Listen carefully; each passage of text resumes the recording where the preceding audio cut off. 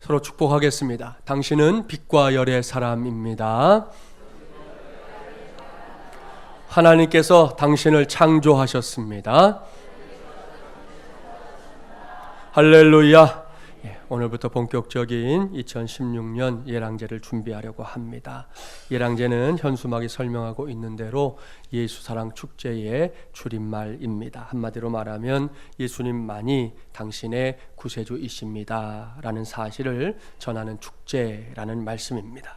예수 그리스도의 복음을 전하는 것은 구원받은 우리 모두가 매일 그리고 매 순간 감당해야 할 사명이지요. 그런 와중에 나를 정하여 집중적으로 복음을 전하기에 힘쓰는 시기가 바로 예랑제라는 거. 우리 새가족들을 제외하고 나머지 마지막 예랑 가족들은 다 알고 있을 겁니다. 저는 출발점인 오늘부터 예랑제 당일까지 예수 그리스도의 증인이라는 큰 주제하에 하나님의 말씀을 전하려고 합니다. 이번 예랑제 주제 말씀 여러분도 잘 아는 사도행전 1장 8절 말씀인데요. 우리 함께 외워볼까요? 오직 성령이 너희에게 임하시면 너희가 권능을 받고 예루살렘과 온 유대와 사마리아와 땅끝까지 이르러 내 증인이 되리라 하시니라. 아멘. 여기서 말하는 증인은 헬라어로 마르튀스라는 단어를 사용하는데요. 이것은 법률 용어입니다. 법정에서 어떤 일이나 사건을 본 그대로 증언하는 사람을 가리키는 것이죠. 사실 우리나라에서는 증인이라는 단어의 무게감이 상대적으로 많이 가볍습니다. 이 청문회 같은 자리에서 증인으로 출석한 사람들 서약도 하고 하지만 대부분이 어떻게 합니까? 저는 잘 모르겠습니다. 기억이 잘 안 나는데요. 대부분 그렇게 말하는 걸 우리가 너무 많이 봐왔기 때문에 증인이라는 말이 갖고 있는 무게감이 실제로 느껴지질 않습니다. 그런데 성경이 말하는 마르튀스는 그런 증인이 아니에요. 이것은 목숨을 걸고 증언하는 사람을 가리킵니다. 충성된 증언이라는 말씀이에요. 이런 이유 때문에 이 마르튀스는 순교자를 뜻하는 영어의 마터라는 단어의 어원이 되기도 했습니다. 2016 예랑제를 위해 달리는 저와 여러분이 이러한 예수 그리스도의 마르튀스들이 되기를 주님의 이름으로 축복합니다. 이것이 하나님의 말씀이요 하나님의 뜻이기 때문입니다. 오늘은 예수 그리스도의 증인 첫 번째 시간인데요. 오늘은 당신은 마른 뼈를 찾아오신 사랑의 증인이 되어야 합니다 라는 제목으로 하나님의 말씀을 전하도록 하겠습니다. 세상에는 이 사랑을 노래하는 무수한 노랫말들이 있습니다. 여러분도 많이 들어봤던 짜짜라 짜라짜라 짠짠짠 이 트로트이든 발라드이든 재즈이든 힙합이든 간에 이 다양한 장르의 노래들이 사랑을 노래합니다. 교회 안에서도 마찬가지죠. 무수한 찬송들이 불리는데요. 그 찬송의 가사들 역시 사랑을 노래하곤 합니다. 사랑은 언제나 오래 참고라는 아주 고전적인 찬송 아시죠? 우리 후렴구만 한번 불러볼까요? 믿음과 소망과 사랑은 이 세상 끝까지 영원하며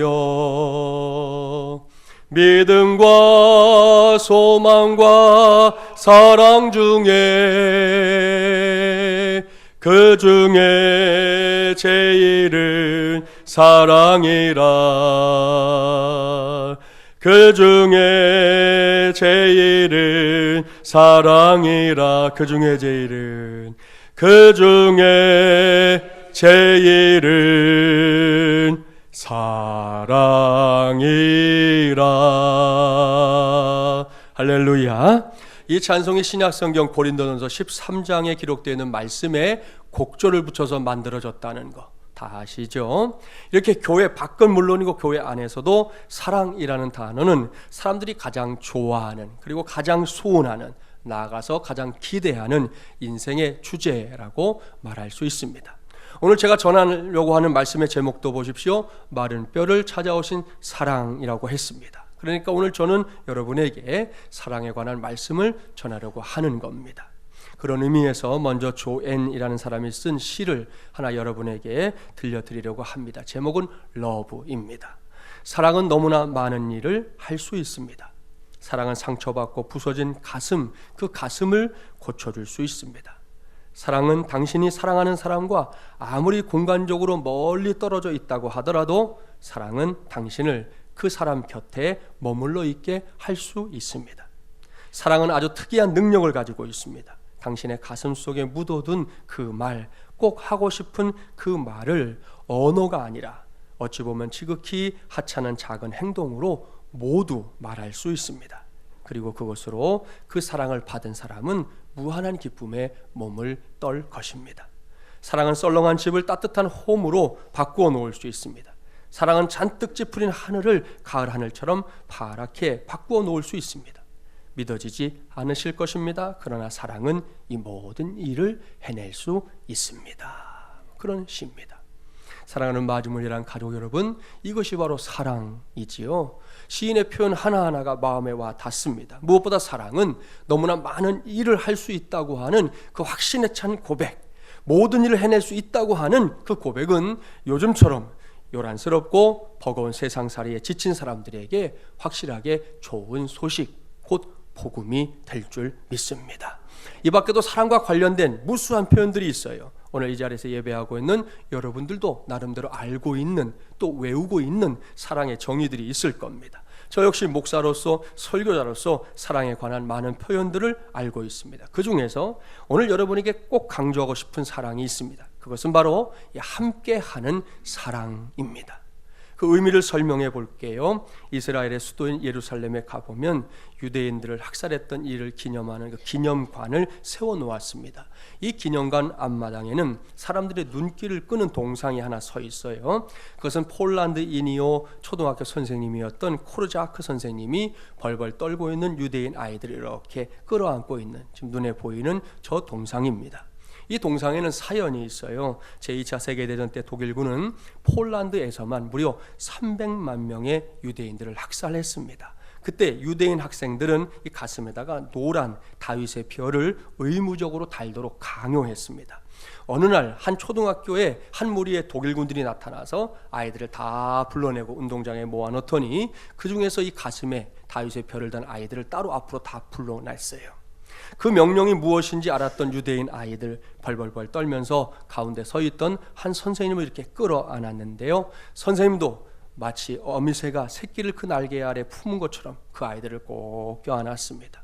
독일군들은 선생님에게 물러나라, 당신은 유대인이 아니니까 이 일에 관여할 필요가 없다 하고 떼어놓으려고 했지만 선생님은 한 걸음도 물러나지 않았습니다. 결국 독일군들은 곧 막무가내로 트럭에 유대인 아이들을 태웠습니다. 선생님도 아이들을 껴안은 채 그 트럭에 올라탔어요. 그렇게 끌려가서 이 가스실로 들어가는데 아이들이 너무 무서워서 벌벌벌 떠니까 선생님이 그 아이들을 위로하는 거예요. 얘들아, 내가 너희들과 함께 있을 테니까 너무 걱정하지 말아라. 우리 함께 기도하자. 선생님과 아이들은 그렇게 두 손을 모으고 함께 기도했습니다. 그렇게 간절하게 기도를 한 후에 선생님이 물었어요. 얘들아, 이제 마음이 좀 괜찮니? 아이들이 대답합니다. 네, 선생님, 괜찮아요. 잠시 후에 선생님과 아이들은 저 동상에 있는 것처럼 서로를 이렇게 꼭 껴안은 채 함께 가스실로 들어갔습니다. 그 다음에 벌어진 일은 여러분의 상상에 맡기고요. 이 선하고 아름다운 선생님이 바로 이 코르자크 선생님입니다. 자기 나라 사람이 아닌데도 이분의 그 사랑을 잊지 못하고 유대인들이 자기들을 기념하는 그 기념관에다가 그 역사적인 사건을 생각하면서 저 동상을 세워놓게 된 것이에요. 사실 선생님에게는 가스실로 들어갈 이유가 전혀 없습니다. 유대인도 아니고 얼마든지 그 자리 피할 수 있었는데 아이들이 너무 무서워하는 것을 보고는 참을 수가 없어서 그들을 꼭 껴안고 함께 가스실로, 그 죽음의 길로 들어갔던 것이지요. 여기서 오늘 여러분에게 전하려고 하는 사랑의 정의를 말씀드립니다. 사랑이 뭐냐? 사랑이란 사랑하는 대상이 있는 곳에 나도 함께 있게 하는 것입니다. 그것이 사랑이에요. 사랑하는 마주물이란 가족 여러분, 이것이 진짜 사랑입니다. 사랑하는 대상이 있는 곳에 나도 함께 있게 하는 것 말입니다. 이것은 오늘 우리가 살고 있는 이 시대가 가장 그리워하는 사랑이기도 합니다. 오늘 저는 이러한 사랑이 절절하게 기록되어 있는 현장으로 여러분과 함께 가보려고 합니다. 그 사랑의 현장은 지난 주간에 여러분이 성경 통독을 하면서 이미 읽어봤고 오늘 봉독했던 이 에스겔서 안에 있습니다. 에스겔은 주전 586년에 남쪽의 유다 왕국이 멸망했을 때 이방 땅에 포로가 되어 끌려온 사람이었습니다.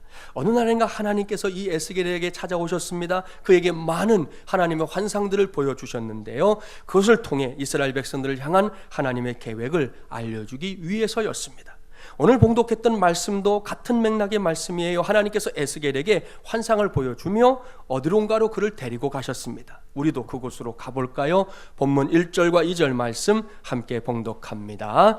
여호와께서 권능으로 내게 임재하시고 그의 영으로 나를 데리고 가서 골짜기 가운데 두셨는데 거기 뼈가 가득하더라. 나를 그 뼈 사방으로 지나가게 하시기로 본즉 그 골짜기 지면에 뼈가 심이 많고 아주 말랐더라. 하나님께서 에스겔을 데리고 간 것이 어디입니까? 정확한 지명은 알 수 없지만 어떤 깊은 골짜기였습니다. 그런데 이 골짜기가 예사 골짜기가 아니에요. 우리가 생각하는, 여러분이 여름 같은 때 휴가가 돼서 찾아가는 그런 골짜기처럼 물이 흐르고 주변 경관이 수려한 그런 골짜기가 아니었습니다. 아무것도 없는 칙칙하고 음침한 골짜기입니다. 있는 것이라고는 딱 하나, 사방에 가득 찬 뼈들 뿐입니다. 그것도 바싹 말라 비틀어진 뼈들만 사방에 즐비합니다. 그러한 죽음의 땅입니다. 모든 생명이 잠들어 버린 땅입니다. 우리 교회의 선교지인 캄보디아에 가면 킬링필드라고 하는 곳이 있잖아요. 그곳에 가면 이 말씀을 실감할 수가 있어요. 사진을 한 장만 준비했는데요, 얼마나 많은 사람들을 죽여서 그곳에 갔다가 막 묻었는지 나중에 이 시신들을 발굴해내니까 여기서도 해골, 저기서도 뼈, 그냥 온통 나오는 게 저거밖에 없어가지고 다 모아서 지금 이렇게 위령탑을 만들어서 따로 이 보관을 하고 있는데요, 저와 여러분이 저런 곳에 이렇게 서 있다고 한번 생각을 해보라는 거예요. 아마 섬뜩할 겁니다. 피부에는 소름이 돋고 우리의 목은 움츠러들 겁니다. 쥐구멍이 있다면 도망가고 싶을 거예요. 에스겔도 마찬가지입니다. 그도 우리와 똑같은 사람인데 별 수 있겠습니까? 에스겔도 눈앞에 펼쳐진 상황에 대해 잔뜩 긴장하고 있었습니다. 그럼 하나님께서 이러한 골짜기의 환상을 에스겔에게 보여주신 이유가 뭐냐? 이 질문은 결론에 속하는 질문이지만 오늘의 말씀을 살펴보는 관점에서는 그 이유를 먼저 찾아보는 것이 좋을 듯합니다. 본문에서 쭉 내려가셔서 11절 말씀 함께 봉독해 볼게요. 11절입니다. 또 내게 이르시되 인자야 이 뼈들은 이스라엘 온 족속이라. 그들이 이르기를 우리의 뼈들이 말랐고 우리의 소망이 없어졌으니 우리는 다 멸절되었다 하느니라. 이 말씀이 하나님께서 에스겔에게 마른 뼈로 가득 차 있는 골짜기의 환상을 보여주신 이유입니다. 이 마른 뼈들은 다름 아닌 이스라엘 족속들을 상징하는 것입니다. 에스겔이 하나님의 사람으로 부르심을 받아 쓰임받던 그 시점에 이스라엘 백성들의 현주소가 뭐냐? 다름 아닌 바싹 마른 뼈들과 같은 상태였다는 말씀이에요. 그렇습니다. 다 죽었습니다. 도무지 소망이 없습니다. 어떠한 기대도 할 수 없는 상태입니다. 뼈가 된 것만도 답답하고 안타까운 일이지요. 그런데 그것도 모자라서 완전히 말라 비틀어진 뼈가 되었습니다. 무엇을 기대할 수 있겠습니까? 그 상황에서 생각할 수 있는 것이 뭐냐는 거예요. 아무것도 없습니다. 다 끝났습니다. 두 손 두 발 다 들고 그 자리를 떠나는 것밖에는 길이 없어 보인단 말이지요. 그런데 하나님께서 그런 소망이 없는 골짜기, 죽음의 땅, 모든 것을 포기할 수밖에 없는 그 땅에 에스겔을 들여보냈습니다. 왜요? 무엇 때문에 하나님께서 이렇게 하셨습니까? 이유가 있습니다. 본문 3절 말씀을 제가 봉독할 테니 들어보세요. 하나님께서 에스겔에게 물으셨지요. 인자야. 여기서 인자는 사람을 가리키는 말인데 에스겔에서 통독한 분들은 알아요. 쭉 보면 하나님이 에스겔을 부를 때 에스겔아 이렇게 부른 적이 없어요. 그냥 인자야 이렇게 불렀어요. 그러니까 에스겔을 부르고 있는 거예요. 인자야, 이 뼈들이 능히 살 수 있겠느냐? 에스겔은 이 질문에 대해 분명하게 대답할 수가 없었어요. 앞서 살펴봤지만 그 땅에 무슨 소망이 있습니까? 말라 비틀어진 뼈들만 가득합니다. 그런데 그 뼈들이 다시 살 수 있겠느냐? 하나님이 묻잖아요. 에스겔도 우리와 똑같은 눈을 가졌습니다. 그의 눈에 그 뼈들이 다시 살아날 것처럼 보이지 않았습니다. 그래서 궁색하게 대답합니다. 주 여호와여, 주께서 아시나이다. 요즘 말로 하면 이런 말이죠. 아니 그거야 하나님이 아시지, 제가 뭘 알 수 있겠습니까? 거의 포기에 가까운 대답이지요. 하나님께서 물으니 대답하지 않을 수 없어서 은근슬쩍 내어놓는 궁색한 대답입니다. 우리도 크게 다르지 않을 겁니다. 명절 같은 때 성묘를 위해서 공원묘지 같은 곳 성묘하러 가실 때가 있잖아요. 우리의 눈에 직접적으로 보이지는 않지만 그 무덤 속이 어떤 모양일지 다 짐작하시죠. 에스겔 선지자가 골짜기에서 보았던 그런 마른 뼈들이 그 안에 앙상하게 남아있을 것이 분명합니다. 그런 뼈들에게 무슨 소망이 있겠습니까? 그런 뼈들이 다시 살아나서 뭔가를 할 것이라고 생각하는 사람들이 이 세상 천지에 어디 있겠습니까? 그러다 보니 그저 사람들의 입에서 이 무덤과 관련해서 전해지는 이야기들은 크게 둘로 나뉘어져요. 괴담과 같은 무서운 이야기, 아니면 유머로서 좀 이렇게 슬쩍 넘어가려고 하는 이야기, 이 두 가지가 대부분이에요. 여기서 무덤에 관련된 이야기 하나 해드릴까요? 어느 날 은행털이 두 사람이 한밤중에 은행에 들어가서 돈을 몽땅 털고는 사람들이 없는 인근에 있는 공동묘지로 도망쳤답니다. 그런데 너무 서둘러서 들어오던 나머지 묘지 입구를 이렇게 지나오다가 돈다발을 2개를 떨어뜨렸대요. 다시 주워올까 하니 여유가 없었어요. 무엇보다 빨리 돈을 나눠 갖고 그 자리를 뜨는 게 상책이다 생각했기 때문입니다. 에이, 나갈 때 그 2 다발은 가져가지 뭐, 이렇게 생각한 2 은행털이가 무덤 뒤로 이렇게 숨어가지고 돈다발을 나누기 시작했어요. 너 하나, 나 하나, 너 하나, 나 하나, 이렇게 열심히 돈다발을 세고 있는데 때마침 보충 수업을 마치고 집으로 돌아가던 한 학생이 그 근처를 이렇게 지나가다가 그 소리를 들었어요. 이 학생이 막 사색이 돼가지고는 묘지 입구에 있는 묘지 관리소로 냅다 달려갔대요. 그리고는 아저씨, 저기 무덤 뒤에서 귀신들이 시체를 나눠 갖고 있어요, 이렇게 얘기했어요. 이 학생이 묘지라는 분위기에 압도돼서 그렇게 생각했던 모양이에요. 관리인은 터무니없는 소리라 생각했습니다. 그런데 하얗게 질려가지고 덜덜 떨고 있는 학생을 보니까 뭔가 일이 있나 싶어서 함께 그곳으로 가자 해서 갔어요. 그랬더니 정말로 그곳에서 목소리가 들리잖아요. 너 하나, 나 하나, 너 하나, 나 하나 들리더니 그 다음 말이 이제 들려왔어요. 참, 입구에 있는 2개도 잊지 마, 그렇게 얘기했어요. 이 말을 듣고는 관리인과 이 학생은 그 귀신들이 자기들까지 죽이려고 생각한 거죠. 그래서 뭐 걸음아 나설려라 하고 36개 주랭랑을 쳤다는 거예요. 예? 우스개 이야기지요. 그런데 무덤을 두고 이런 이야기들이 만들어진다는 것은 그만큼 무덤이라는 것이 우리 인생에 있어서 더 이상 어떤 소망도 가질 수 없게 만드는 대상이다 하는 의미일 겁니다. 그래서 에스겔도 이 뼈들이 능히 살 수 있겠느냐라고 묻는 하나님 앞에서 궁색한 대답을 하고 있는 겁니다. 그런데요, 하나님의 생각은 다릅니다. 그 다음에 이어지는 말씀에서 하나님께서는 이 막막한 상황을 반전시킬 수 있는 대안을 말씀하고 있습니다. 본문 4절부터 6절 말씀 관심을 가지고 우리 함께 봉독해 봅니다. 4절부터 6절 봉독합니다. 또 내게 이르시되 너는 이 모든 뼈에게 대언하여 이르기를 너희 마른 뼈들아 여호와의 말씀을 들을지어다. 주 여호와께서 이 뼈들에게 이같이 말씀하시기를 내가 생기를 너희에게 들어가게 하리니 너희가 살아나리라. 너희 위에 힘줄을 두고 살을 입히고 가죽으로 덮고 너희 속에 생기를 넣으리니 너희가 살아나리라. 또 내가 여호와인 줄 너희가 알리라 하셨다 하라. 아멘. 할렐루야. 사랑하는 여러분, 이미 말씀드린 대로 마른 뼈만 절비한 골짜기에서 에스겔은 포기했습니다. 우리도 마찬가지일 겁니다. 그런데 하나님의 생각은 달랐습니다. 아직은 포기할 때가 아니랍니다. 오히려 포기하고 싶어하는 에스겔의 생각을 그냥 꺾어버리고 있습니다. 그리고는 당장 할 일이 있다 말씀하십니다. 그것이 무엇입니까? 에스겔아, 바로 네가 그 뼈들을 향해 하나님의 말씀을 대언하라. 바로 이것입니다. 이미 아무런 소망이 없는 땅이잖아요. 있는 것이라고는 사방에 널브러져 있는 바싹 마른 뼈들 뿐입니다. 거기에서 생명을 기대할 수 있겠습니까? 거기서 푸르름을 기대할 수 있겠습니까? 거기에서 과연 다음에는 이라는 생각을 할 수 있겠습니까? 우리 생각에는 없단 말이에요. 아무것도 기대할 수 없단 말입니다. 그런데 하나님께서는 큰 음성으로 말씀하십니다. 에스겔아, 네가 대언해라.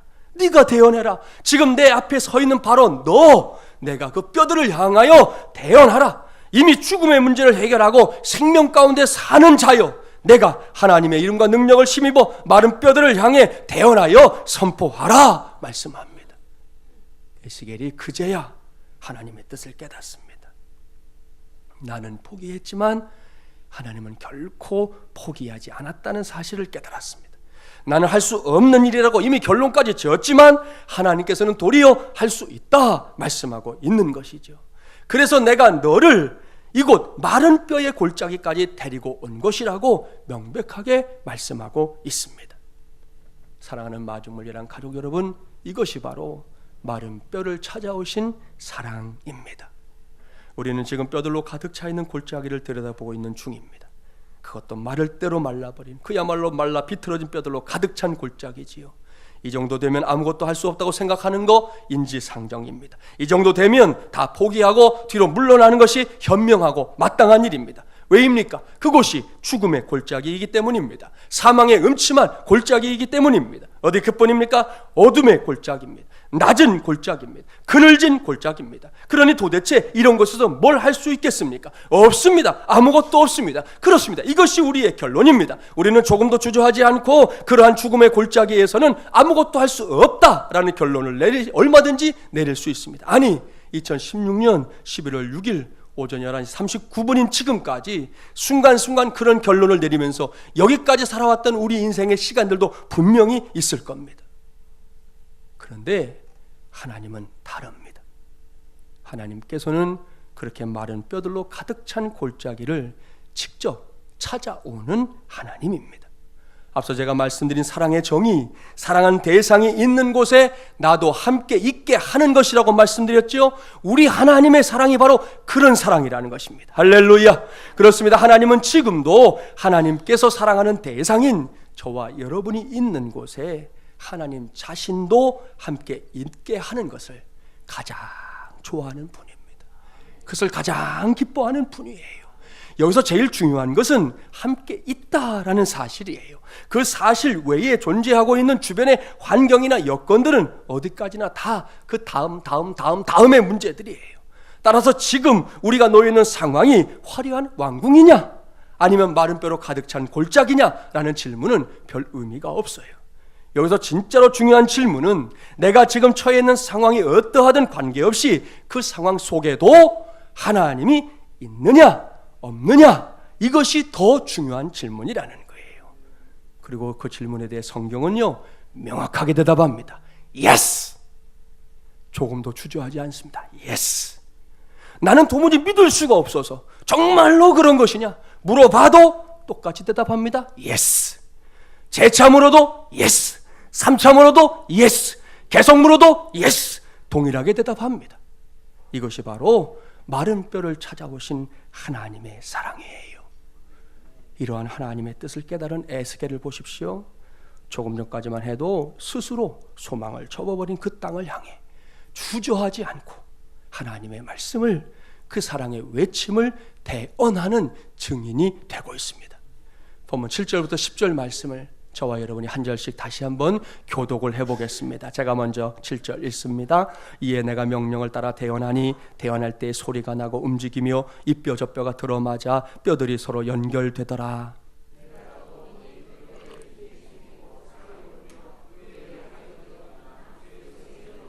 또 내게 이르시되 인자야 너는 생기를 향하여 대언하라. 생기에게 대언하여 이르기를 주 여호와께서 이같이 말씀하시기를 생기야 사방에서부터 와서 이 죽음을 당한 자에게 불어서 살아나게 하라 하셨다 하라.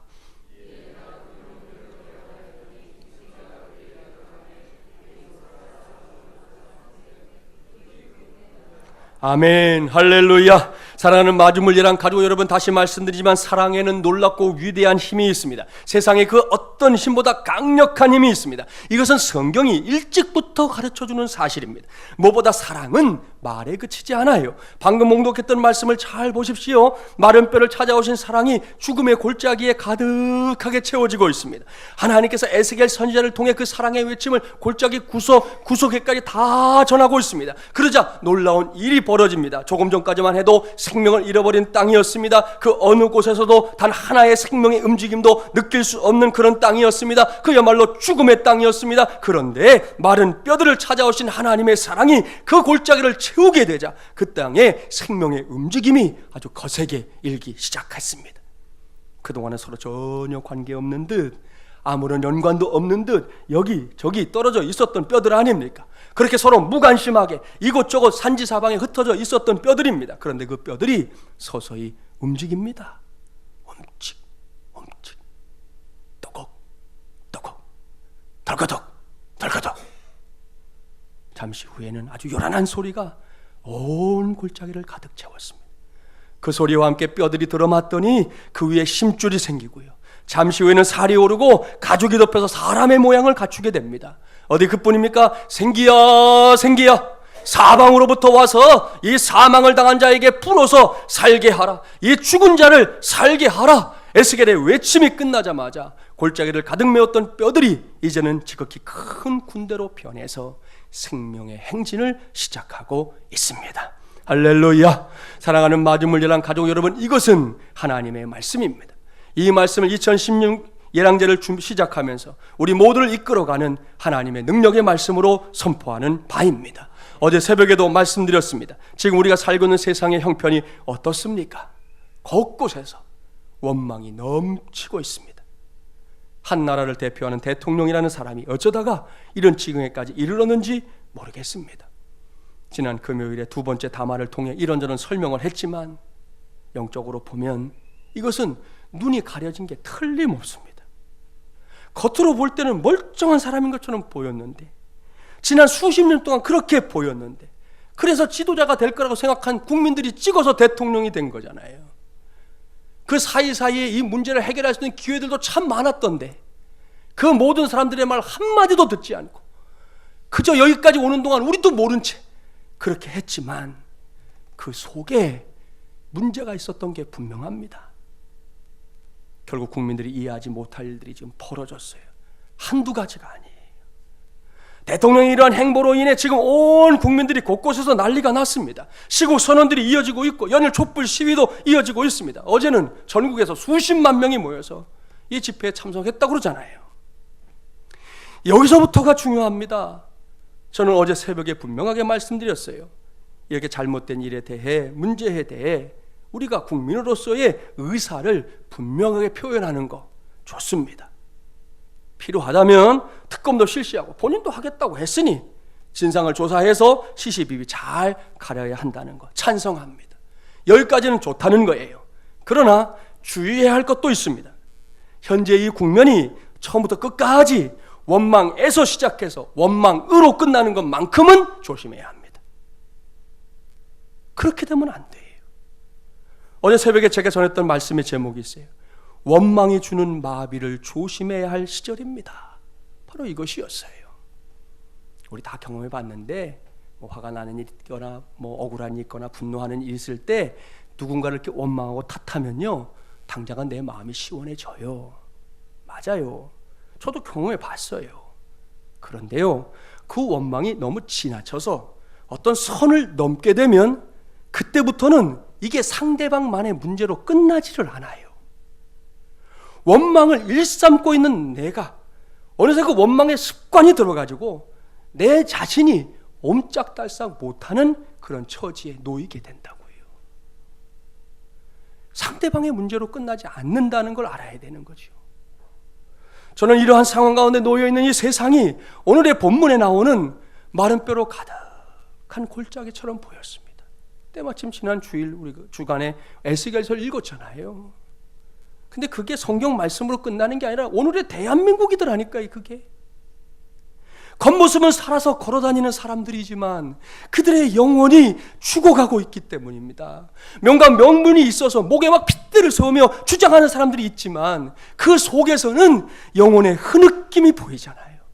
하나님 앞에 서면 초라하기 짝이 없는 존재이면서도 아득바득 남을 짓밟고서라도 더 높은 곳에 오르고 더 많은 것을 움켜쥐려고 하는 사람들의 심령 속에 메마른 뼈들이 생명의 날을 고대하며 목말라하며 나도 좀 살고 싶어하는 그런 갈망이 보인단 말이에요.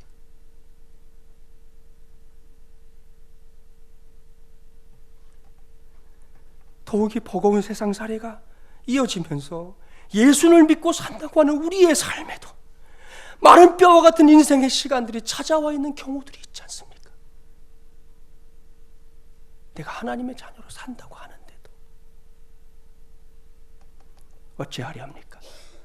이대로 모든 거 포기해야 되겠습니까?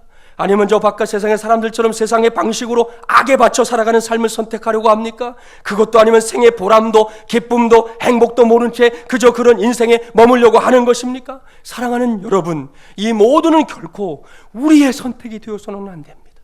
아니, 이것은 우리의 선택이 될 수 없는 것들이에요. 오늘 우리가 해야 할 것은 한 가지뿐입니다. 그것은 마른 뼈를 찾아오신 하나님의 사랑에 먼저 내 자신이 적극적으로 반응하는 것입니다. 그 사랑이 어떤 사랑이라고요? 어떠한 경우에라도 사랑하는 대상이 있는 곳에 나도 함께 있게 하는 사랑입니다.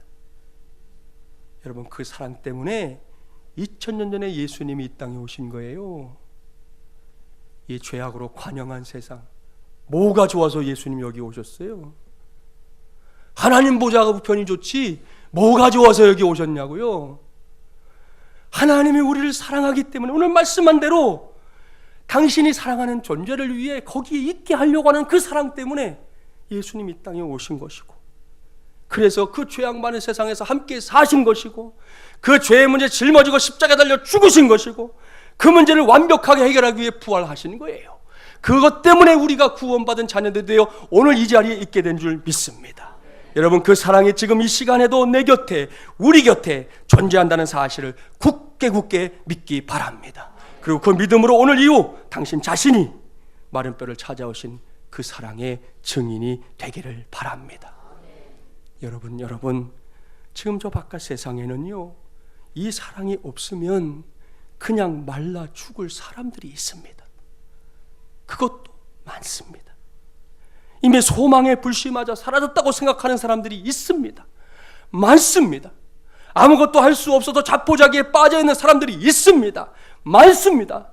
취업난에 직면한 젊은이들 중에는 그냥 콱 죽고 싶다고 생각하는 사람들이 있습니다. 많습니다. 지난 주일에 말씀드린 대로 자신을 감싸고 있는 것들이 너무 후줄근해서 더 이상 살고 싶지 않다고 생각하는 사람들이 있습니다. 많습니다. 심지어 나락골이 이 모양 이 꼴이 된 것 때문에 돌아버려서 포크레인으로 대검찰청 청사를 들이박아버린 사람도 있습니다.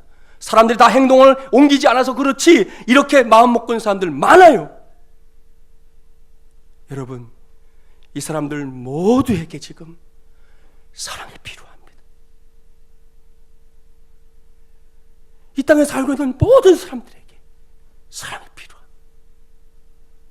세상에서 흔하게 말하는 그런 자극적인 사랑 말고요, 가볍기 짝이 없는 싸구려 사랑 말고요, 조속간에 변해버리는 그런 사랑 말고요, 죄 아무개 씨처럼 상대방을 위해준다는 명분하에 뒤에서는 딴짓이나 일삼는 그런 사랑 말고요, 사람의 겉모습에 따라 행색에 따라 가진 여부에 따라 왔다 갔다 하는 그런 사랑 말고요, 이 사람들에게 꼭 필요한 사랑은 마른 뼈를 찾아오신 사랑, 바로 우리 하나님의 사랑인 줄 믿습니다.